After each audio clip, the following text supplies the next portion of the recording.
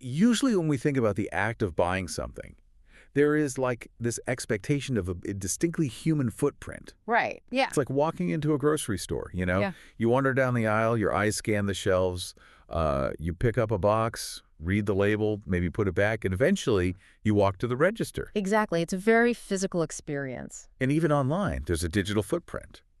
Like the late-night doom scrolling, the clicking through 30 different reviews, abandoning the shopping cart. It is all undeniably human. Yeah. It's a behavioral trail. I mean, it is messy, it's emotional, and it is entirely driven by a human being sitting behind a screen or pushing a physical cart. Right. The friction of choice is basically the defining characteristic of being a consumer. But then you step into the near future of global commerce, and suddenly that human footprint just completely vanishes. Yes, disappears. We are looking at a retail landscape that is about to undergo a fundamental rewiring. So, welcome to the deep dive. Today we are looking at a fascinating and honestly slightly mind-bending document simply titled Agentic ecom.docdix. A document that, frankly, completely upends our basic assumptions about the economy. It really does. And our mission for you today is to explore a very specific, massive question. What happens to the global economy when the primary buyer of goods and services is no longer a human being, but an artificial intelligence? Which is a wild concept to wrap your head around. It is. And whether you are running a multinational business, maybe managing a supply chain, or you're just someone who shops online for toothpaste, the fundamental nature of how things are bought and sold is about to change forever. Yeah, without a doubt. Okay, let's unpack this. To really grasp where e-commerce is heading, we have to look at what is actually happening to the traditional human shopping journey right now. It is being outsourced, like completely. Yeah, the source material points out that more and more people are letting AI assistants handle the heavy lifting. We are talking about the search, the filtering of options, the shortlisting, and incredibly, in some cases, the final purchasing decision itself. Right, so the transaction still ultimately lands in the merchant system, like the money changes hands, the product ships out. Yes, the endpoint is the same. But the entire journey that led to that transaction, no human was involved. What's fascinating here is the psychological and structural shift this represents. I mean, we are moving from active human browsing to just passive human approval. Passive approval, that's a good way to put it. Yeah, think about the cognitive load of shopping today. Yeah. If you need a new laptop, you might spend, 3 weeks watching review videos? Oh, easily, yeah. Comparing technical specifications across a dozen open tabs, Yeah. agonizing over the price, trying to figure out if you really need 32 gigabytes of RAM. It is exhausting. I mean, I've definitely had 20 tabs open just trying to buy a vacuum cleaner. Right. You start comparing suction power and battery life, and suddenly it literally feels like a part-time job. Yeah. Exactly. But with agentic commerce, you simply give your AI a prompt. You just say, find me the best vacuum for pet hair under $300 that can be delivered by Tuesday. Just like that. Just like that. The AI scrapes the internet, it analyzes the specs, cross-references consumer reviews, checks global inventory, and executes the purchase in a fraction of a second. Wow. The human element of shopping is entirely removed from the equation. That is wild. You are no longer an active participant navigating a store. You're just the executive who signs off on a budget and waits for a box to arrive on your porch. It is like having an ultra-competent personal assistant. But, they don't just come to you with a glossy catalog and say, which one do you like? No, not at all. They actually take your credit card, go to the store, negotiate the price, and come back with a vacuum. That's exactly it. But, okay, here's my immediate pushback. Go for it. If I'm not the one doing the clicking right, if my fingers aren't on the keyboard hitting buy now, how does the online store actually know it's INEY agent? How do they distinguish between my helpful shopping bot and some malicious hacker script trying to drain my bank account? That is the exact friction point holding all of this back right now. You have just hit on the massive trust gap in the internet's current plumbing. The trust gap? Yeah, because the internet today is fundamentally hostile to automated bots trying to buy things.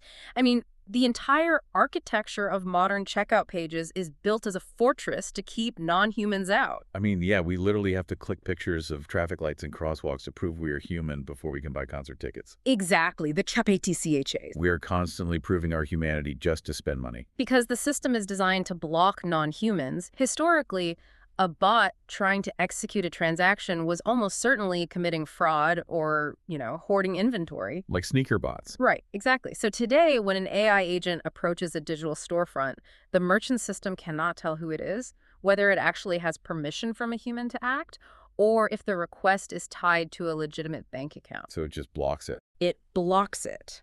The infrastructure for machine-to-machine trust simply does not exist at a global scale. Here's where it gets really interesting, because the source document reveals that this is exactly the gap MasterCard is stepping in to solve. They aren't just building like a new checkout button on a website. No, it's much bigger than that. They are building the foundation for a completely new kind of participant in the economy. They are establishing secure identities for AI agents.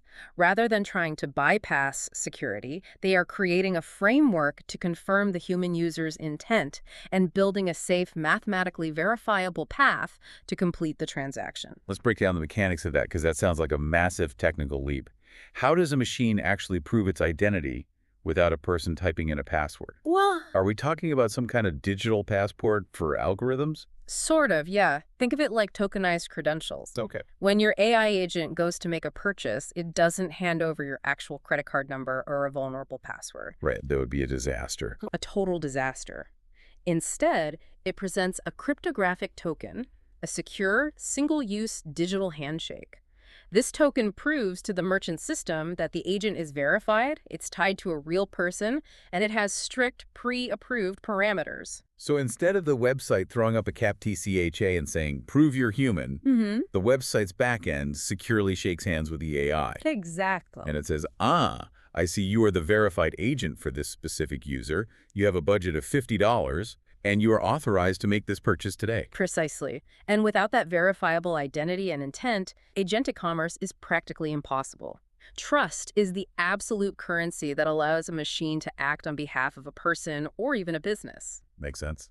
If a merchant cannot mathematically trust that the AI represents a real buyer with real funds, the whole system just breaks down. So MasterCard is essentially trying to become the trust layer for the AI economy. Yes, much like credit cards became the trust layer for the early internet economy back in the late 90s. Oh, that's a great comparison. Yeah, back then people were terrified to put their credit card numbers into a web browser until secure protocols were established.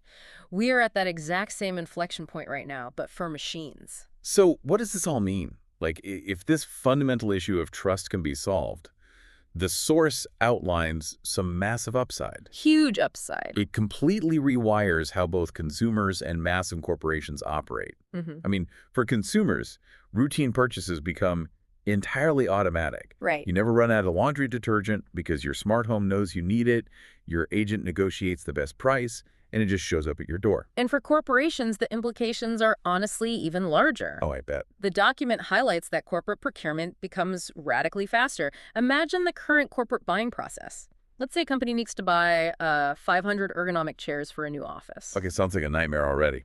It is. That requires requisition forms, gathering 3 different vendor quotes, routing it for manager approvals, running compliance checks, coordinating delivery. I mean, it takes weeks of human labor. But an AI agent can do all of that cross-referencing, the price negotiation and the compliance checking instantaneously. Exactly. Furthermore, cross-border buying becomes dramatically simpler. The agent can instantly calculate international tariffs, adjust for real-time currency exchange rates, and optimize international shipping logistics without breaking a sweat. Wow. It basically eliminates the friction of global trade for businesses of any size. There is a massive shift for the sellers, too, though, because the source specifically notes that merchants can serve these agents directly. Yes. This is huge. They can bypass the massive third-party platforms that currently sit between sellers and customers. Right. It is like skipping the giant digital chopping balls, Yeah. The aggregators of the world where businesses have to pay massive fees just to be listed, and having your personal robot drive straight to the manufacturer's warehouse to buy the product right off the loading dock. And that disintermediation is a huge threat to current tech monopolies. I can imagine. If my AI knows I want a specific brand of running shoes, it doesn't need to go to a search engine or a mega retailer to find them. It just goes to the source. Exactly. It can query the shoe brand's inventory system directly, execute the purchase, arrange the shipping. The middleman is entirely cut out of the equation. Okay, hold on. I have to challenge this. Sure. Say I run a small business. Or let's say I'm a mid-sized retailer. My website is built on a standard template with nice photos of my products and some flowery descriptions. Right. Are you telling me it is that simple to just plug in an autonomous agent? Because our current internet doesn't seem built for robots wandering around reading web pages. You are absolutely right to be skeptical, and the source material grounds us with a heavy reality check here. Okay, good. The immediate hurdles are monumental. First and foremost, our current digital storefronts are built for human eyes, not machine readers. Right, because most product data out there is completely unstructured.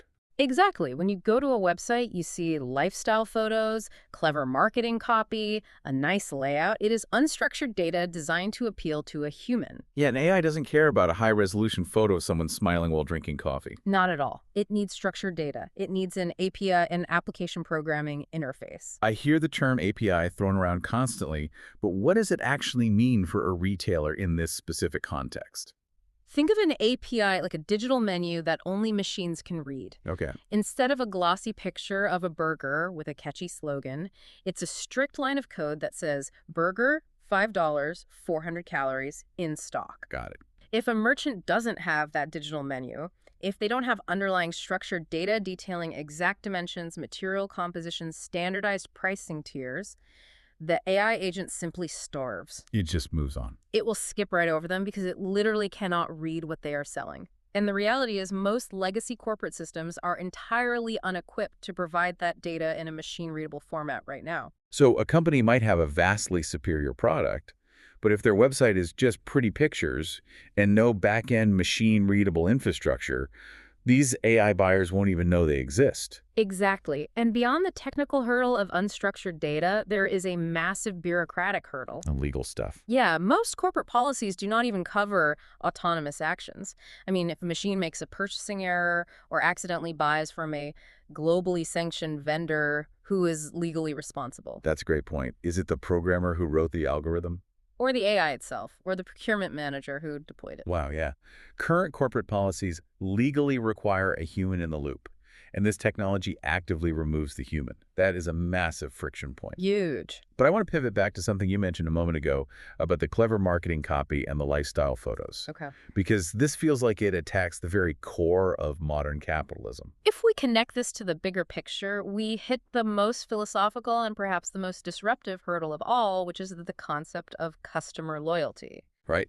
Companies spend billions of dollars on marketing to make us feel a certain way about a brand.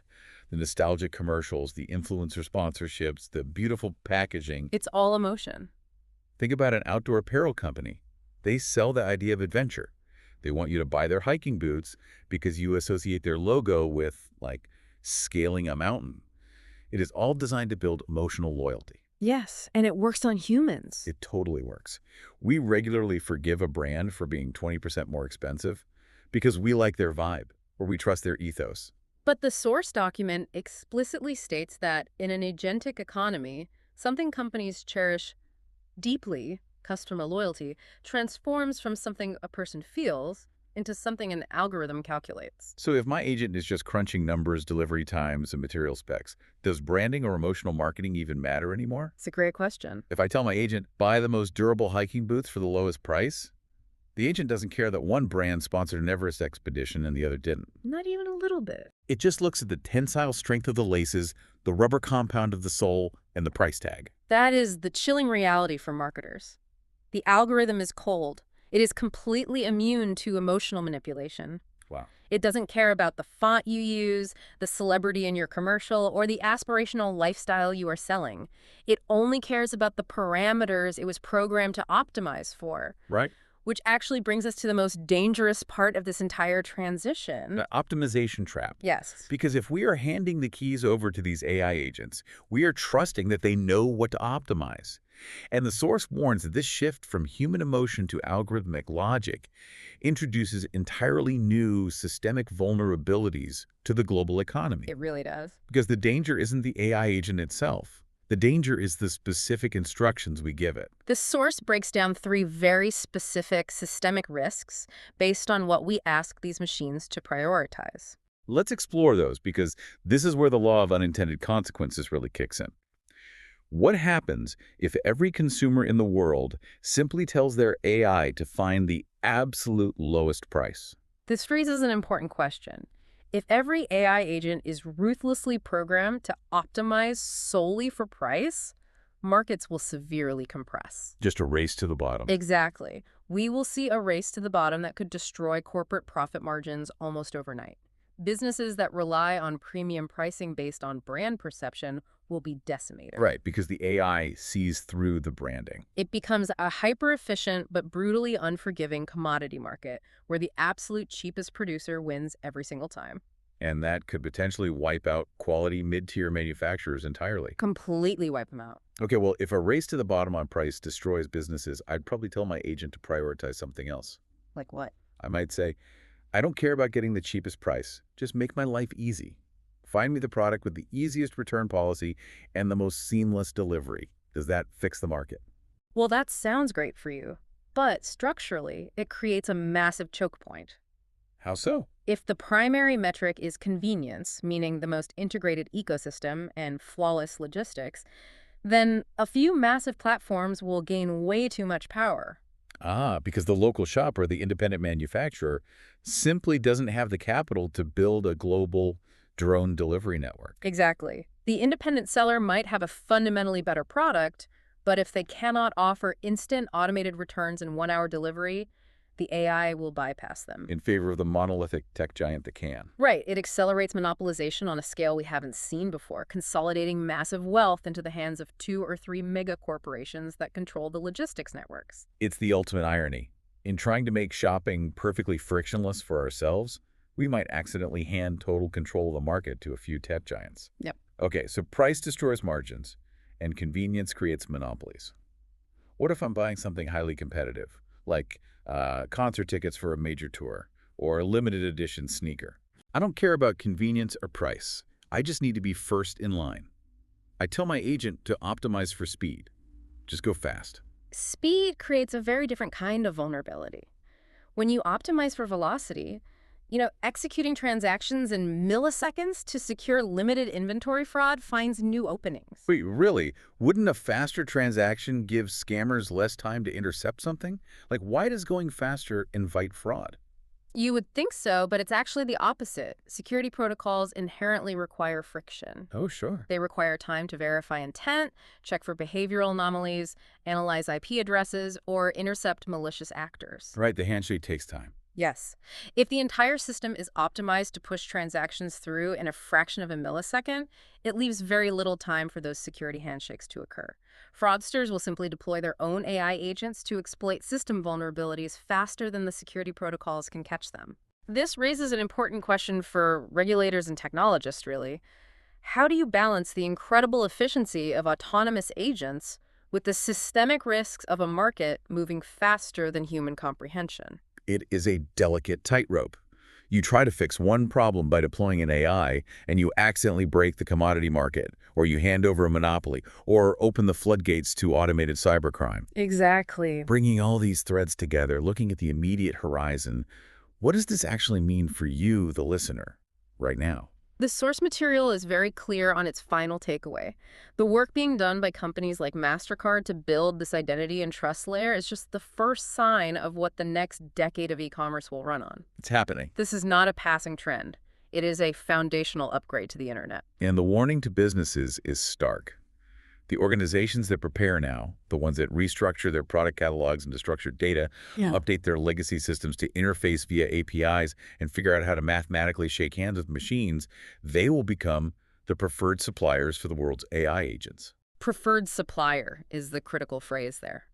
In an agent-driven economy, holding that position in an algorithm's memory will matter infinitely more than any traditional marketing funnel, any slick user interface, or any multi-million-dollar ad campaign. Yeah. If the AI cannot read your data, you effectively do not exist in the new economy. It really forces you to look at your own business, or even just your own buying habits. How will you adapt when the customer standing across the virtual counter from you is entirely made of code? Yeah, that's the big question. So it leaves us hanging with this massive thought. Is this the future of e-commerce or just a sci-fi dream? But based on the infrastructure being built right now, it feels a lot more like impending reality than fiction. Oh, absolutely. The plumbing is actively being installed as we speak. Which brings me back to where we started. We talked about the human footprint of shopping, the wandering, the browsing, the inherent messiness of human choice. Yeah. If our personal AI agents eventually handle all our buying, if they're constantly calculating the absolute best deals, perfectly predicting our needs before we even articulate them, and entirely shielding us from the noise of marketing, at what point do these algorithms know our desires better than we know ourselves? That's a profound thought. And perhaps more importantly, in a world perfectly optimized for efficiency and utility, Hmm. do we ultimately lose the deeply human joy of spontaneous discovery? Right. Do we lose the happy accident of wandering down an aisle and finding something wonderful that we didn't even know we wanted?